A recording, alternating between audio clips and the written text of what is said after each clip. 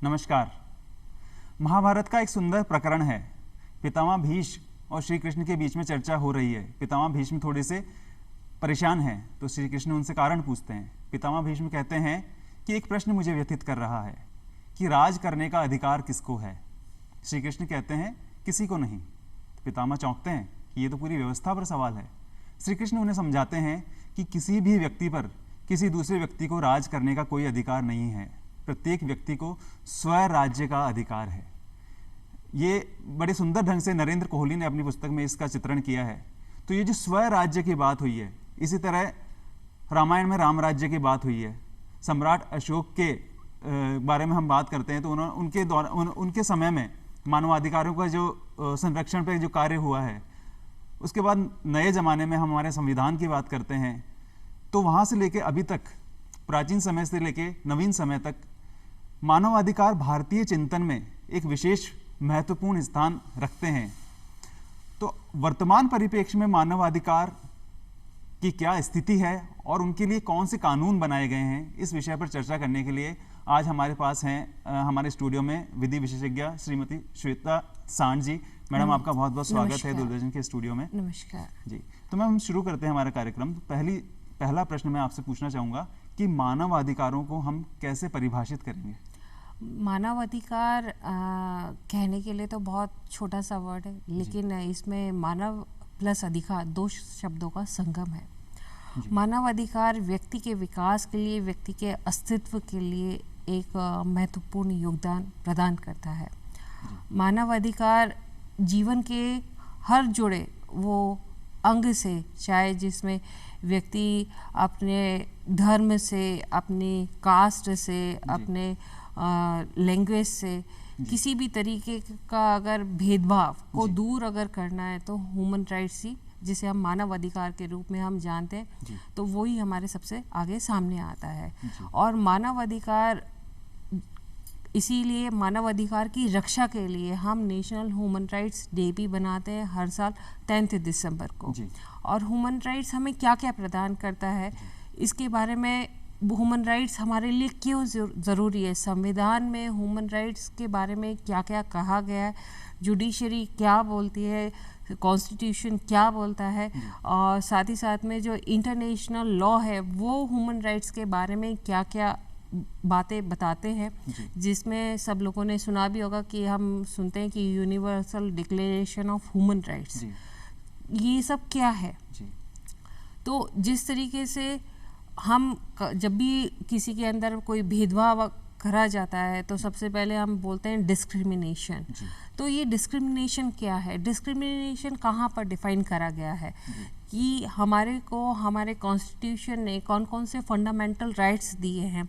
जैसे कि सब जने जो हमारी बेसिक नीड्स हैं वो हमारी क्या है, right to food, right to shelter, right to water, right to life, right to education and work. ये हमारे 5 ऐसे पैरामीटर्स हैं जिसके ऊपर हमारी पूरी जीवन व्यतीत होता है। ये हमारे एक बेसिक राइट्स हैं जो कि हर किसी इंसान के पास होना बहुत ज़रूरी है। अगर इन राइट्सों का कहीं हनन अगर हो रहा है तो कॉन्स्टिट्यूशन यानी संविधान ने, कानून ने और साथ ही साथ में कोर्ट ने हमें क्या, न्यायालय ने क्या क्या इसमें संज्ञान लिए हुए हैं, वो सब हमें जानने बहुत ज़रूरी है। ये संज्ञान किन किन के लिए हैं कि इसके अंदर फीमेल्स भी आती हैं, फीमेल्स महिलाएं सबसे ज़्यादा आती हैं, बच्चे आते हैं, बुजुर्ग आते हैं, पुरुष आते हैं, इवन जानवर भी आते हैं, इवन पक्षी भी आते हैं और पेड़ भी आते हैं। यहाँ पे कोई भी बचा नहीं है ह्यूमन राइट्स से। ह्यूमन राइट्स का अधिकार सभी को है। तो जहाँ जीवन है वहाँ अधिकार, वहाँ अधिकार है।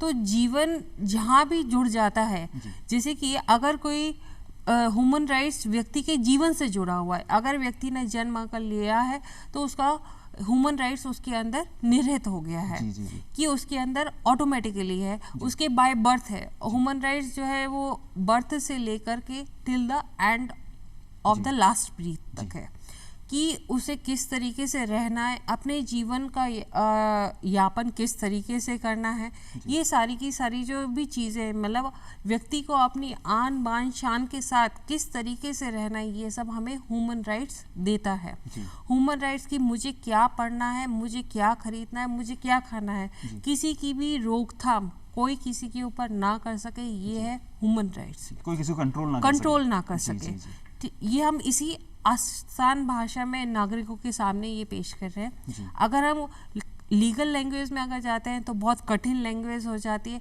जिसे समझना आम पब्लिक के लिए थोड़ा सा मुश्किल रहता है, थोड़ा सा कठिन रहता है।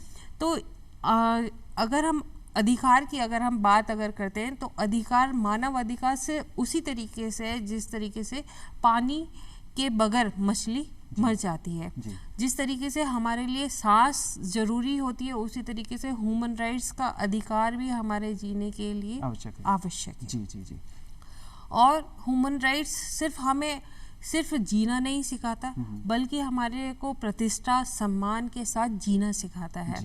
हमें अपनी एजुकेशन में आगे बढ़ना सिखाता है। अगर कोई किसी के साथ अगर गलत काम अगर कर रहा है, किसी को कोई गलत तरीके से अगर पकड़ रहा है, किसी को अपने विचार व्यक्त करने की परमिशन अगर नहीं है कि कोई अपने एक्सप्रेशन दे सके फ्रीडम के साथ, स्वतंत्रता के साथ, ये हमें ह्यूमन राइट्स देता है कि हम अपने भावों को सामने रख सके पब्लिक के सामने।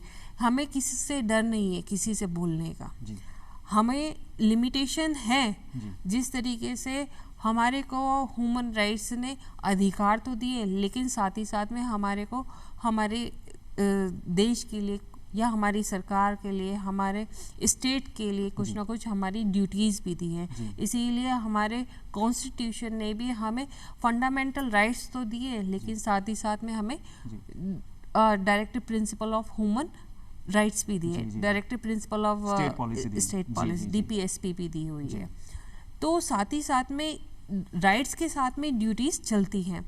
अब इसी के साथ अगर हम देखते हैं कि बहुत सारे लोगों ने अलग अलग तरीके से ह्यूमन राइट्स को डिफाइन करा हुआ है कि अगर हम हैरोल्ड लास्की की बात अगर करें या अदरवाइज ऑल्टन की बात करें या अदरवाइज हम वाइल्ड की बात करें, तो सब लोगों ने सामाजिक तौर पे, आर्थिक तौर पे और एजुकेशन स्वतंत्रता के तौर पे सब लोगों ने मानव अधिकार को अलग अलग तरीके से परिभाषित करा हुआ है। मानव अधिकारों की बात परिभाषित करा हुआ है। जैसे अगर हम ऑल्टन की बात करते हैं तो ऑल्टन वो ये कहता है कि मानव अधिकार क्या है, ये ऐसे अधिकार हैं जिनके द्वारा व्यक्ति का विकास होता है, व्यक्तित्व का विकास होता है। वो व्यक्ति के टैलेंट को, व्यक्ति के अंदर जो छिपी हुई जो ऊर्जा है वो उसे सामने लेकर के आना चाहते हैं। जिसे हम राइट टू लिबर्टी के नोड में हम जानते हैं कि व्यक्ति का विकास किस तरीके से हो और व्यक्तित्व किस तरीके से निखरे, ये हमें ऑल्टन बताते हैं। अगर हम उसी तरीके से अगर हम हैरोल्ड लास्की की अगर हम बात अगर करते तो हैरोल्ड लास्की हमारे को अधिकार के बारे में बताते हैं। वो ये बोलते हैं मानव अधिकार, तो मानव को सबसे पहले ये जानना बहुत ज़रूरी है कि अधिकार क्या है। सबसे पहले अधिकार को जानो कि आप अधिकार का मतलब क्या है। तो वो अधिकार के अर्थ को बताते हैं कि सामाजिक कल्याण के लिए, सामाजिक जीवन जीने के लिए सबसे पहले आपको अधिकारों को जानना बहुत ज़रूरी है, जिससे कि समाज उन कानूनों को पालन कर सके। तो व्यक्तिगत दृष्टिकोण से सामाजिक दृष्टिकोण पे ये शिफ्ट हुआ है। हाँ, यहाँ पे जब सोसाइटी इन्वॉल्व हो गई, ये एक पूरा का पूरा पैरामीटर है कि जब भी अगर आप ह्यूमन राइट्स सबसे ऊपर रहता है, ह्यूमन राइट्स किस किस के ऊपर फॉलो होता है। एक हमारी सोसाइटी में हमारे फिर आ जाते हैं हमारी इंडिविजुअल्स में आ जाती है, फिर हमारी आ जाती है स्वतंत्रता। हर एक इंडिविजुअल को क्या है कि लिबर्टी चाहिए, फ्रीडम चाहिए अपने थॉट्स को, अपने एक्सप्रेशन को व्यतीत करने, एक्सप्रेस करने के लिए। अब अगर हम थॉट्स को ही अगर एक्सप्रेस नहीं करेंगे कि मैं ये काम करना चाहता हूँ, मेरे ये खाने की इच्छा है, मेरे इस तरीके से मैं अपने पढ़ाई करना चाहता हूँ, तो ये सारे के सारे ये हमारे ह्यूमन राइट्स जो है वो वाइल्ड ने डेफिनेशन के अनुसार हमें बताया है। वाइल्ड ने हमेशा अपनी फ्रीडम के बारे में बात करी है, freedom of thought, freedom of expression. अगर हम उसी तरीके से दूसरों के ऊपर अगर बात करते हैं तो दूसरे और भी बहुत सारे ऐसे राइटर्स हैं जिन्होंने अधिकार के बारे में बोला है कि अगर समाज अगर उसे पालन करेगा तभी तो राज्य उसे लागू करेगा। बिल्कुल जी। तो और समाज और राज्य दोनों को साथ साथ चलना है, हैंड इन हैंड जाना है, हैंड इन हैंड जाना है। साथ ही साथ में ये भी है कि राइट्स एंड ड्यूटीज को भी ऑलवेज गो टुगेदर। जी जी जी। इसीलिए कहा जाता है जहाँ पर अगर किसी राइट को अगर किसी एक को अगर राइट अगर दिया गया तो दूसरे के पास में वो उस तरीके की ड्यूटी है। अगर कोई एक जना अगर रुपए कमाने का उसे राइट अगर दिया जा रहा है, काम करने का अगर राइट अगर दिया जा रहा है, तो उसकी भी ये ड्यूटी बनती है कि जब अगर वो अगर सक्षम अगर हो गया है तो वो दूसरों को भी रोजगार प्रदान करे, दूसरों को भी काम करने का जो है वो अवसर प्रदान करे। जी। तो मैडम मैं आपको समअप करूंगा कि बहुत अच्छे तरीके से मैडम ने बताया किस तरह से डिग्निटी के साथ जिंदा रहने के लिए, क्योंकि हम ह्यूमन बीइंग्स हैं, हमारे पैदा होते ही हमारे साथ कुछ अधिकार जुड़ जाते हैं जो मृत्यु पर्यंत हमारे साथ रहते हैं, जिनको हम मानवाधिकार कहते हैं या ह्यूमन राइट्स कहते हैं। डिग्निटी फुल लाइफ जीने के लिए ये बहुत ही अनिवार्य शर्तें हैं। जी मैडम, तो मैम आपने ह्यूमन राइट्स का बेसिक सिद्धांत जो है हमें समझाया, उसकी परिभाषित किया। तो universal declaration of human rights 1948 में यूनाइटेड नेशंस ने अडॉप्ट किया था, तो उसके बारे में ब्रीफ में हमें थोड़ी जानकारी दीजिए। Universal declaration of human rights को शॉर्ट फॉर्म में यूडीएचआर के नाम से जाना जाता है। यूडीएचआर जो है वो ह्यूमन राइट्स के लिए बना गया है और इसमें ह्यूमन राइट्स के सारे डॉक्यूमेंट्स हैं, बहुत सारे इसमें आर्टिकल्स लिखे गए हैं। ये यूनाइटेड नेशन का एक ऐसा कॉन्स्टिट्यूशन है जिसमें ह्यूमन राइट्स के डॉक्यूमेंट्स को एक साथ इकट्ठा करा गया है और ये वहाँ के जनरल सेक्रेटरी ने इस ह्यूमन राइट्स के कॉन्स्टिट्यूशन को अडेप्ट करके इसे universal declaration of human rights का नाम दिया 1948 में। तब से पूरे विश्व भर में ह्यूमन राइट्स जाना गया। ह्यूमन राइट्स होते क्या है, कहाँ कहाँ पर ह्यूमन राइट्स का हनन हो रहा है, किस तरीके से हो रहा है और इसके जो सोर्सेज हैं वो क्या क्या है। अब जैसे यहाँ पर बहुत सारे अलग अलग कंट्रीज़ ने अपने ह्यूमन राइट्स के डॉक्यूमेंट्स बनाए हैं, उसे हम इंटरनेशनल कन्वेंट के नाम से हम जानते हैं कि जहाँ पर एक ही राइट के लिए अलग अलग देशों ने सहमति करी हो, उसे हम इंटरनेशनल कन्वेंट बोलते हैं। यहाँ पे जो अपने ह्यूमन राइट्स के जो सोर्सेज है वो हमारे क्या क्या हैं वो हमें पता होने, जैसे इंटरनेशनल कस्टम हो गया, जैसे हमारे जुडिशियल डिसीजन हो गए, universal declaration of human rights हो गया। यूनिवर्सल डिक्लेरेशन ही अपने आप में ये क्लियर कर देता है कि यूनिवर्सल है सभी के लिए, जहाँ पे कहीं पे भी भेदभाव नहीं करा जा सकता, जिसमें ना कोई कास्ट है, ना कोई क्रीड है, ना कोई सेक्स है, ना कोई लैंग्वेज है। किसी भी लैंग्वेज का अगर कोई भी पर्सन अगर है तो उसके पास में भी वो ह्यूमन राइट्स मौजूद है, उसे किसी से लेना नहीं है, वो उससे के पास में जन्मजात मिला हुआ है, बाय बर्थ उसे मिला हुआ है टिल द डेथ टाइम तक। तो ह्यूमन राइट्स जो इंटरनेशनल ऑर्गेनाइजेशंस के थ्रू ऐसा एक एसोसिएशन है, ऐसा एक डॉक्यूमेंट है जो कि एसोसिएशन ने तैयार करा और तैयार करने के बाद में ये बोला गया कि यहाँ पर किसी भी तरीके का कहीं पे भी हैम्पर अगर होता है, राइट्स का वायलेशन अगर होता है तो यहाँ पर उसके लिए लॉज, रूल्स, रेगुलेशन बनाए गए हैं। यहाँ पर वायलेशन किस किस तरीके से होता है ये बहुत जानना ज़रूरी है। ह्यूमन राइट्स जिस तरीके से हमारे कॉन्स्टिट्यूशन में बहुत सारे आर्टिकल्स हैं, नेशनल सिक्योरिटी के लिए फंडामेंटल राइट्स हैं, हमारे directive principles of state policies हैं, उसी तरीके से ह्यूमन राइट्स का भी एक अपना कॉन्स्टिट्यूशन है जिसमें हमारे 30 आर्टिकल्स हैं। जिसमें राइट टू इक्वलिटी हो गया, राइट टू फ्रीडम हो गया, freedom of expression and thought हो गया, राइट अगेंस्ट डिस्क्रिमिनेशन हो गया, राइट टू एजुकेशन हो गया, right to life and liberty. बहुत सारे ऐसे आर्टिकल्स हैं, राइट अगेंस्ट डॉरी हो गया। बहुत सारे ऐसे मतलब क्रिएचर्स हैं जो कि पब्लिक से रिलेटेड है। जैसे कि यहाँ पर जिस तरीके से हमारे कॉन्स्टिट्यूशन में ह्यूमन राइट्स जो है male female old age persons women सभी के लिए है। उसी तरीके से यहाँ पर भी जो universal declaration of human rights है वहाँ पे भी उन्होंने सारे पार्ट्स को कवर करा हुआ है। Even marginal and weaker section of society को भी उन्होंने कवर अप करा हुआ है।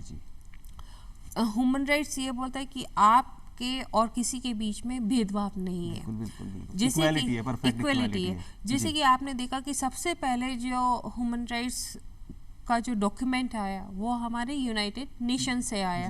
यूनाइटेड नेशन ने भी ह्यूमन राइट्स की अलग से डेफिनेशन प्रोवाइड करी हुई है। और हमारे ह्यूमन राइट्स, इंडिया के जो ह्यूमन राइट्स है उसने भी अपनी एक अलग डेफिनेशन प्रोवाइड करी हुई है।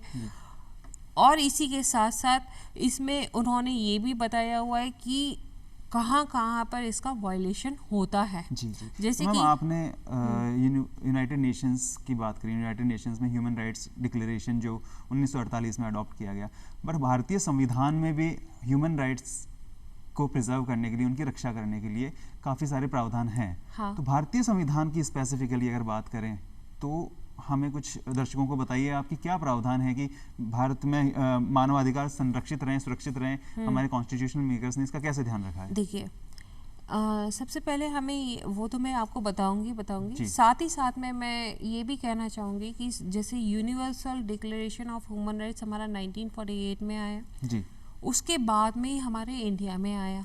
इसके बारे में आपको पता ही है कि इंडिया में ये जो आया आई थिंक 1990 में आया हुआ है नेशनल ह्यूमन राइट्स कमीशन।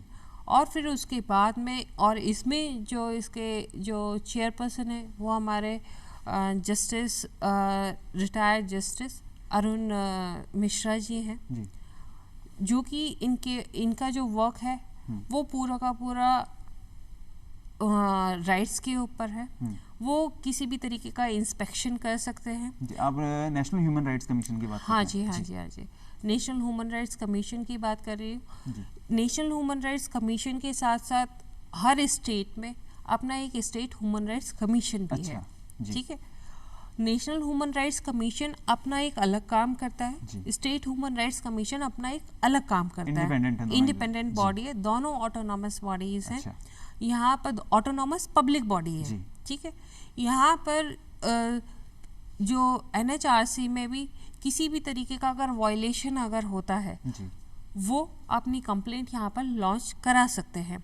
और लॉन्च कराने के बाद में as per the jurisdiction restricted उन्हें 1 ईयर के अंदर इस मैटर को रिजॉल्व करना होता है। तो ये 1 ईयर का टेन्योर फिक्स है?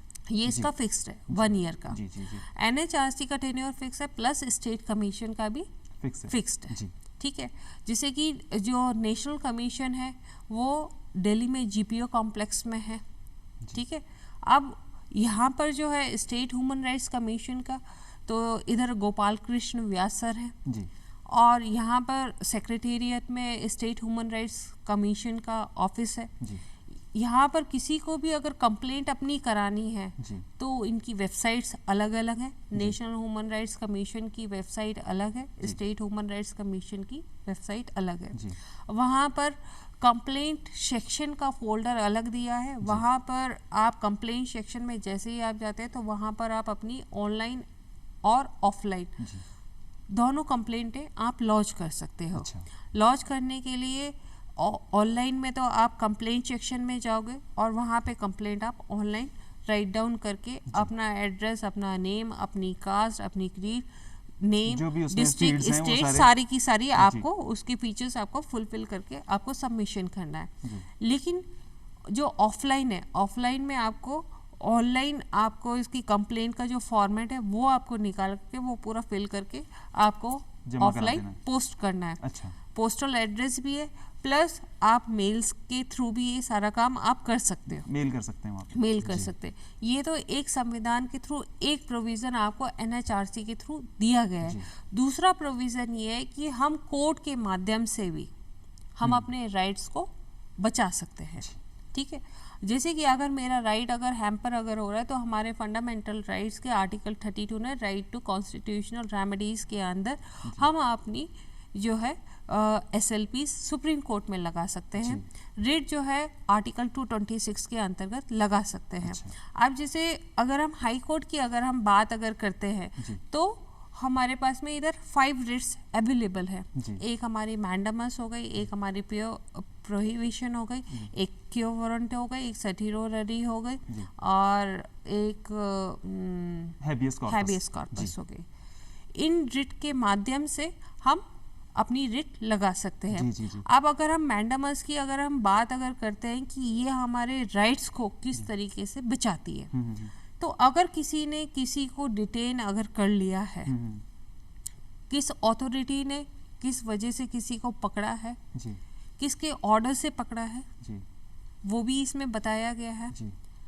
और जैसे कितने मतलब कि किसको कब छोड़ना है, अगर किसी स्टेट ने किसी को डिटेन करा है, इंडिविजुअल अगर करा है तो उसे कोर्ट में पेश बता रहे हैं मैडम कि सिर्फ इंडिविजुअल ही नहीं, स्टेट के अगेंस्ट भी अगर स्टेट भी कोई ऐसा काम करता है इससे किसी के ह्यूमन राइट्स वायलेट हो रहे हैं तो उसका भी प्रावधान है कि उनको बचाया जाए हमारे संविधान में और हमारे कानून में। हाँ जी मैडम। जैसे कि अगर पुलिस ने सपोज अगर पुलिस ने फोर्सफुली या इंटेंशनली किसी को कोई मकान अगर खाली अगर करवा रहा है जी, तो उसके अगेंस्ट भी आप अपनी रिट लगा सकते हैं। आप अपनी SLP सुप्रीम कोर्ट में आप लगा सकते हो आर्टिकल 32 के अकॉर्डिंग।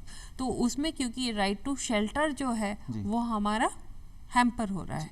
अब अगर वही अगर हम बात करें कि अभी कोविड के टाइम में आपने देखा होगा वहाँ पे बुक मनी बहुत ज़्यादा हो गई थी क्योंकि लोगों को जो है वो अपनी जॉब करने को नहीं मिल रहा था, तो स्टारवेशन राइट टू फूड हमारा हैम्पर हो रहा था।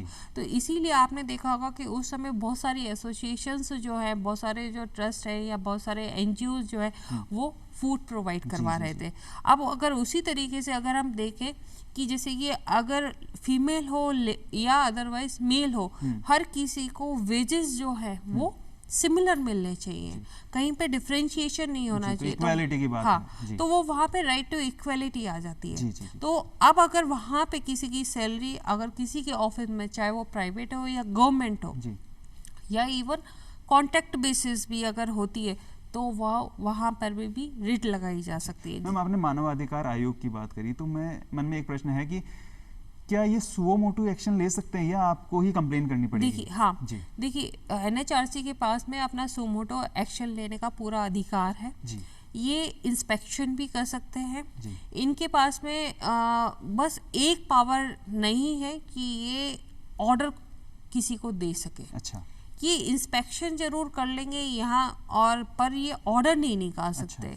ये ऑटोनॉमस पब्लिक बॉडी है, मतलब कि पर ये संज्ञान नहीं ले सकते। जिस तरीके से सुप्रीम कोर्ट के पास में संज्ञान लेने का अधिकार है, हाई कोर्ट के पास में है, डिस्ट्रिक्ट कोर्ट के पास में है या इवन पुलिस वालों के पास में है, पर NHRC के पास में ये संज्ञान नहीं है। तो मैम जैसे मेरा कोई ह्यूमन राइट वायलेट हुआ है या फंडामेंटल राइट वायलेट हुआ है, क्या मेरे पास एक ही ऑप्शन है कि मैं ह्यूमन राइट कमीशन के पास जाऊं या ये भी ऑप्शन है कि मैं डायरेक्ट सुप्रीम कोर्ट या हाई कोर्ट में जा सकता हूं? देखिए NHRC में भी आप जा सकते हैं, साथ ही साथ में आपका राइट अगर वायलेशन अगर हो रहा है तो आप हाई कोर्ट भी जाते हैं और आप सुप्रीम कोर्ट भी जाते हैं। हाई कोर्ट में आपने अधिकतर सुना होगा जो भी जितने भी गवर्नमेंट एम्प्लॉयज हो गए या अदरवाइज कोई सिंगल इंडिविजुअल हो गया, किसी का मकान अगर टूट रहा है तो वो हल्का हाई कोर्ट चला जाता है।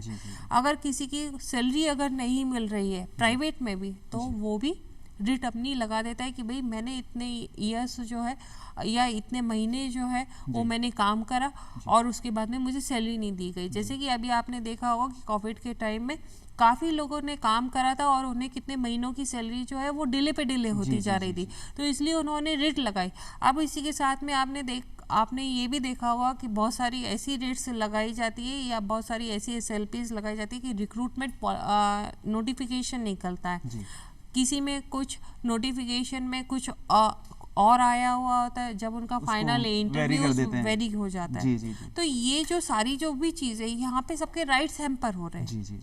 तो जहाँ पर भी किसी का अधिकारों का हनन हो रहा है वो ह्यूमन राइट कमीशंस पे जा सकते हैं, स्टेट ह्यूमन राइट कमीशन के पास जा सकते हैं, नेशनल ह्यूमन राइट कमीशन के पास जा सकते हैं, या सीधे कोर्ट को भी अप्रोच कर सकते हैं। कोर्ट भी उसका संज्ञान लेगा और आपके अधिकारों की रक्षा की जाएगी। अच्छा मैडम, आपने बताया कि कर्तव्य और अधिकार दोनों ही महत्वपूर्ण हैं। एक बार हमारे संविधान में दोनों के बारे में बात करी गई है, मौलिक अधिकार दिए हैं, फंडामेंटल राइट्स दिए हैं, तो मौलिक कर्तव्य भी दिए हैं, फंडामेंटल ड्यूटीज भी दी हैं। इसके बारे में थोड़ा सा बताइए। हाँ, देखिए मौलिक अधिकार, fundamental rights and fundamental duties.